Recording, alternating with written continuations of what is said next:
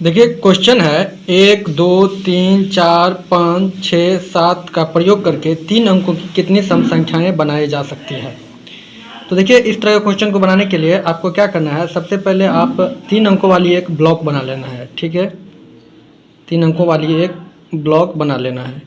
अब इसमें आपको 3 लकीर खींचना है जिससे कि 3 अंक आया जा सके, यानी कि 1 अंक इसमें डालेंगे, 1 अंक इसमें डालेंगे, 1 अंक इसमें डालेंगे। तो इस प्रकार से ये 3 अंकों वाली संख्याएं बन जाएगी। ठीक है, अब क्वेश्चन को पढ़ेंगे। कह रहा है कि सम संख्याएं होना चाहिए। तो सम संख्याएं के लिए आपको रूल पता होना चाहिए कि जो हमारा इकाई अंक है, इकाई पे जो संख्याएं आनी चाहिए वो 0 2 4 6 8 ये संख्याएं आनी चाहिए हम लोग के ये इकाई वाले स्थान पे।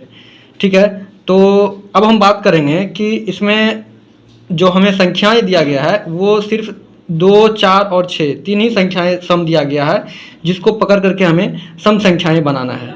तो 2 4 6 क्योंकि 8 और 0 नहीं दिया गया है, तो 3 संख्या तो हम इसमें ले ही लेंगे। तो यानी कि 3 संख्याएं इसमें से कोई भी, चाहे 2 आएगा, चाहे 4 आएगा, या चाहे 6 आएगा, तीनों संख्या में से कोई एक संख्या आएगा जब हम पहली बार बनाएंगे। अब मेरे पास जो संख्या बचता है वो 7 संख्या बचता है। तो 7 का 7 कोई भी संख्या हम यहाँ पर डाल सकते हैं। ठीक है, उसके बाद पहले नंबर जो कॉलम है यानी कि इकाई दहाई सैकड़े नंबर पे, तो यहाँ भी हम सातों का सातों कोई भी संख्या डाल सकते हैं। सिर्फ आपको ये ध्यान रखना है कि जब हमें सम संख्या बनाने हो तो यहाँ पर हमें वही 3 संख्याएं इसमें से निकालना है जो सम हो। वहीं पर अगर विषम के बारे में पूछ लिया जाए तो हमें वही संख्या का काउंट करके लिखना है जो विषम हो। तो जैसे अगर पूछ दिया जाए कि इतने संख्याओं का प्रयोग करके आप विषम संख्याएं कितनी बनाई जा सकती है, तो आप विषम संख्याओं पकड़ेंगे। तो विषम संख्या कितना है, 1 2 3 4, तो फिर यहाँ आप 4 लिखेंगे और यहाँ पर सातों का सातों संख्या आएगा, यहाँ पर सातों का सातों संख्या आएगा।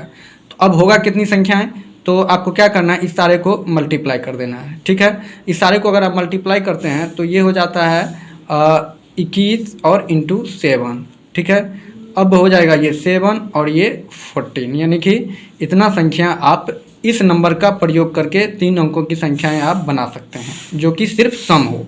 ध्यान देंगे कि यहाँ पर सिर्फ आपको सम डिजिट रखना है और सम डिजिट इसमें कितना है उसको ढूंढ करके रखना है।